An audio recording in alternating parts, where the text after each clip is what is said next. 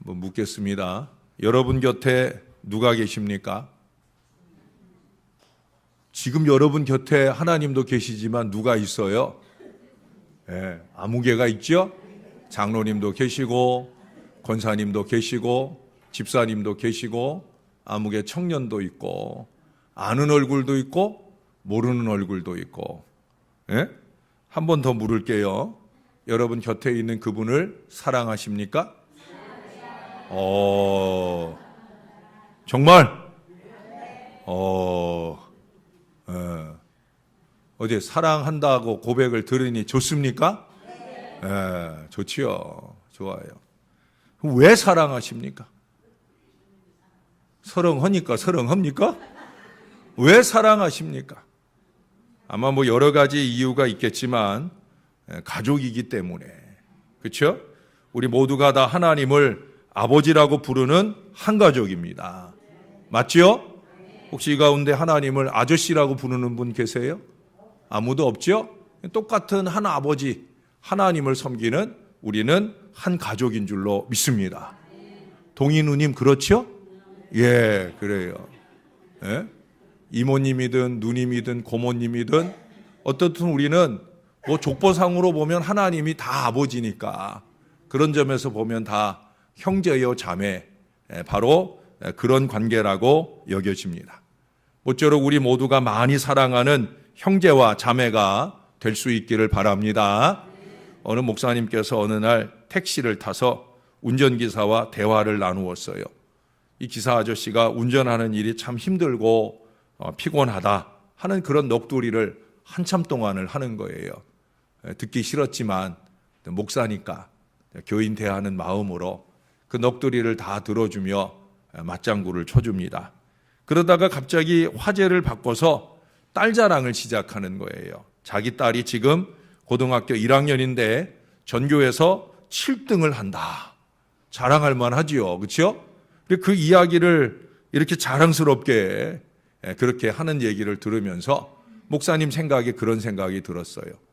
오늘 하루 종일 저 얘기를 몇 사람한테나 했을까? 아마 택시를 타는 모든 사람들이 저 기사님에게 저 얘기를 듣지 않았을까? 전교 7등 한다? 내 딸이 전교 7등 한다? 하는 그 자랑을 아마 많이도 했겠다 하는 생각을 하면서 슬며시 웃음이 나오더라는 거예요. 그래서 더더욱더 맞장구를 쳐줬어요. 그렇게 공부 잘하고 착한 딸이 있으니 아저씨는 이렇게 힘들게 일해도 참 보람이 있겠다. 그러니 아저씨는 참으로 행복한 사람이다. 이렇게 지켜세워 주었습니다. 그랬더니 조금 전까지, 딸 얘기 나오기 조금 전까지는 아주 힘들어 죽겠다고, 고통스러워 죽겠다고, 괴로워 죽겠다고 하던 이 사람이 아주 해맑은 웃음을 웃으면서 그렇죠. 전 참 행복한 사람입니다. 그러면서 한없이 행복한 그 눈빛을 보여주더라는 거예요. 그렇게 힘들게 번 돈을 가져다 줄 사람이 있는 사람은 행복한 사람이겠죠. 정말로 불행한 사람은 뭐예요? 돈을 많이 벌어요.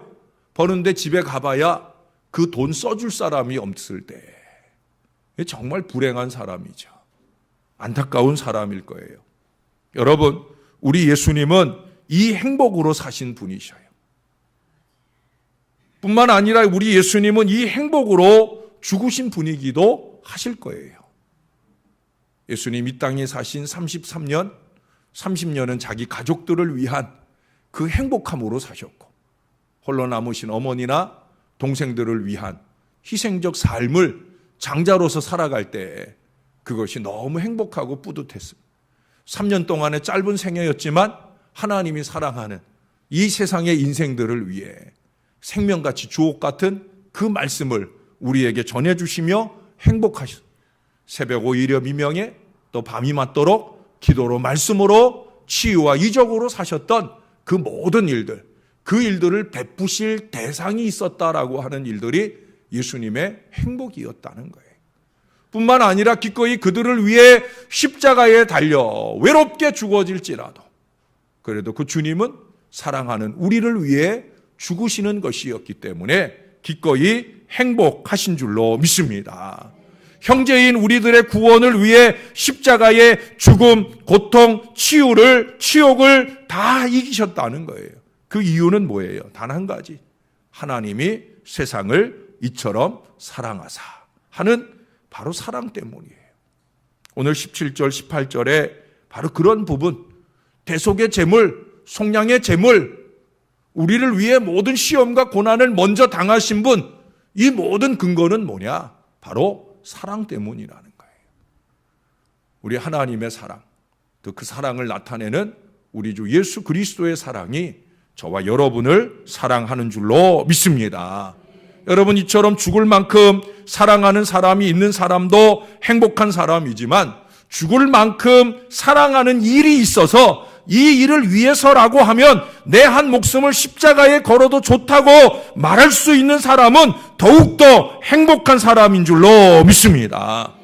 어쩌면 우리에게는 찬양하는 일이나 예배하는 일이 사실은 그런 일이 돼야 되는 거예요. 왜 그래요? 주님이 우리 위해 사랑하여 죽으셨는데 그 주님을 찬양하는 일이고 그 주님을 경배하는 일인데 우리도 이 일에 좀 목숨을 걸어야 되지 않아요? 그저 대충 기회가 나고 시간이 나면 오는 것이 아니라 정말 온 마음과 정성을 다해 주님이 십자가를 지는 그 심정을 가지고 우리가 이 예배를 책임지고 찬양을 책임지는 건강한 믿음이 되어야 할 줄로 믿습니다. 저는 분명히 그렇습니다. 그런데 여러분은 어떠신지? 아마 여러분들도 그러시리라고 믿습니다. 예배나 예배적 삶에 대한 결연한 태도가 필요하다는 거예요. 우리가 예배나 예배적 삶에 대한 결연함이 부족해요.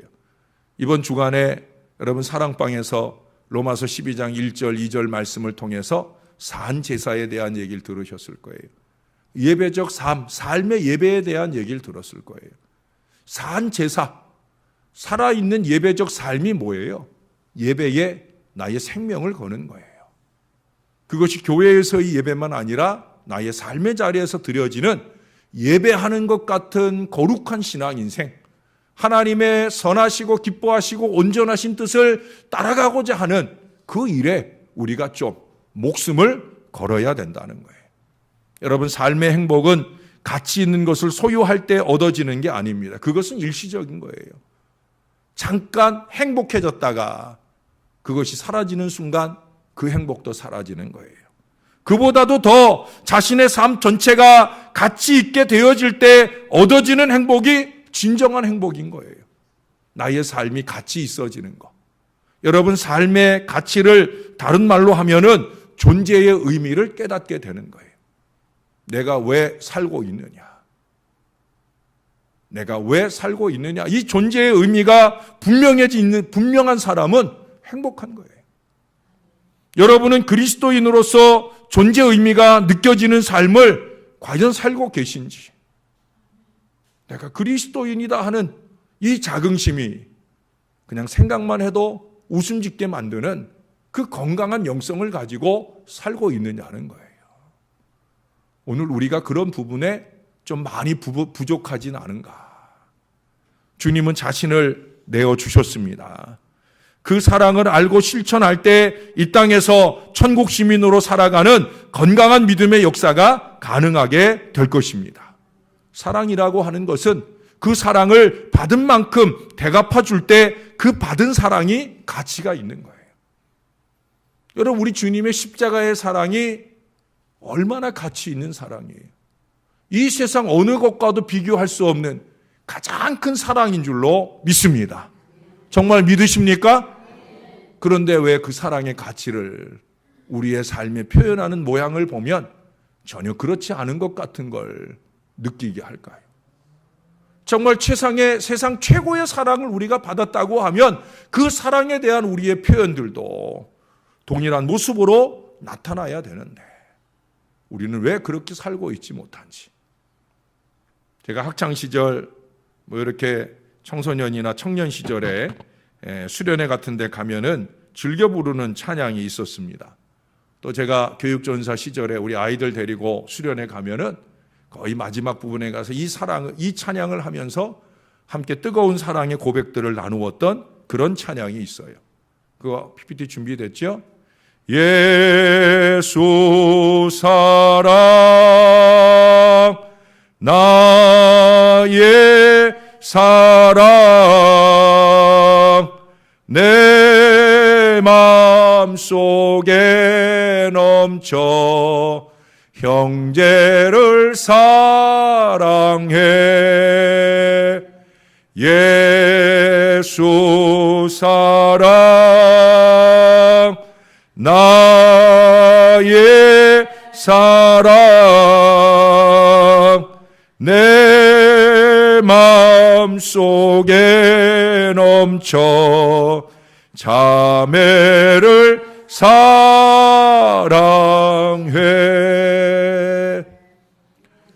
참 많은 눈물을 쏟았던 찬양입니다. 어쩌면 이 찬양들 속에서 우리 아내와 동일한 사역의 자리에 있을 때 이성간으로 사랑하는, 애인으로서 사랑하는 사랑이 아니라 이렇게 형제로 자매로 사랑을 고백하며 서로의 눈을 바라보고 뜨겁게 눈물 흘렸던 그런 기억도 납니다. 사랑을 참 많이도 고백하면서 사랑을 많이도 회복하면서 그렇게 눈물 뿌리며 찬양했던 찬양입니다. 그러나 이 찬양을 부르기 전에 우리가 먼저 느꼈던 것은 바로 주님의 사랑이었어요.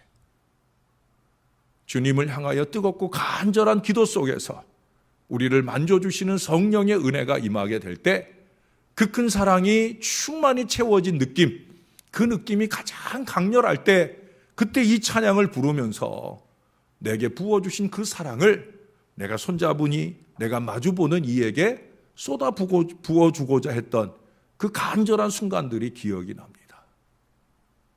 얼마나 충만한 은혜 속에 사랑의 교통과 교제가 있었는지. 예수 사랑이 뼈저리게 느껴지지 않는 사람은 형제를, 자매를 결단코 사랑할 수 없다라는 진리를 저는 그때 알았어요. 반대로 얘기하면 뭐냐? 형제를, 자매를 뜨겁게 사랑할 줄 모르는 사람은 하나님의 사랑을 아직 못 받은 거예요. 십자가 사랑을 모르고 사는 사람이에요. 교회는 나오고 나는 십자가 부활을 믿는다 입으로 고백하고 세례를 물지금 발라서 받았는지 몰라도 정말 십자가의 사랑을 절절히 아는 사람이 아니에요. 십자가의 사랑을 절절히 아는 사람이라고 하면 형제와 자매를 사랑하지 않을 수 없는 거예요. 우리의 신앙은 예수 사랑에서 출발하는 줄로 믿습니다. 그 사랑이 어떤 사랑이에요? 오늘 본문에서 말씀하듯 우리의 죄를 속량하려고 자기 자신을 대속의 제물로 내어주신 사랑이 바로 우리 주님의 사랑이에요. 우리는 이 엄청난 사랑을 받았다니까요. 우리의 모든 시험과 그 시험에 쓰러져 헤매는 가장 큰 이유는 바로 이 예수 사랑이 절절히 느껴지는 신앙 인생이 되지 못하고 있기 때문이다 말해도 과언이 아니에요. 전 목사로서 그게 보여요. 참으로 안타깝고 불쌍하게 어리석은 시험 속에 헤매고 있는 사람들을 볼 때 왜 예수 사랑을 모른 채 저렇게 살아갈까? 참 답답한 마음이 들 때가 얼마나 많은지 몰라요.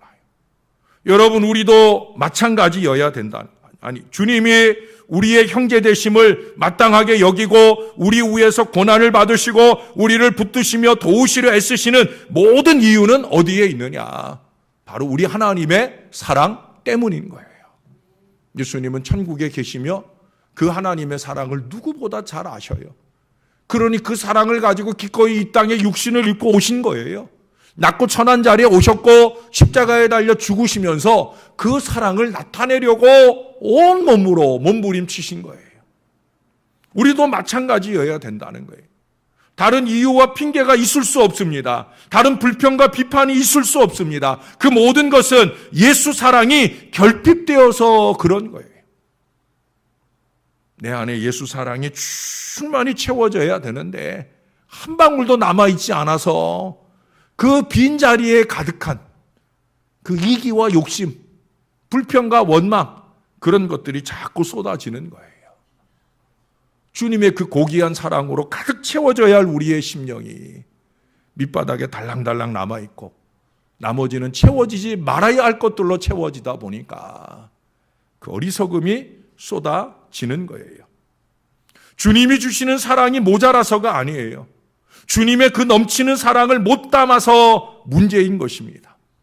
예배를 통해, 헌신을 통해, 선교와 나눔을 통해 그 사랑을 끊임없이 쏟아내야 또 담아지게 되는 것인데 이게 되지를 않는 거예요.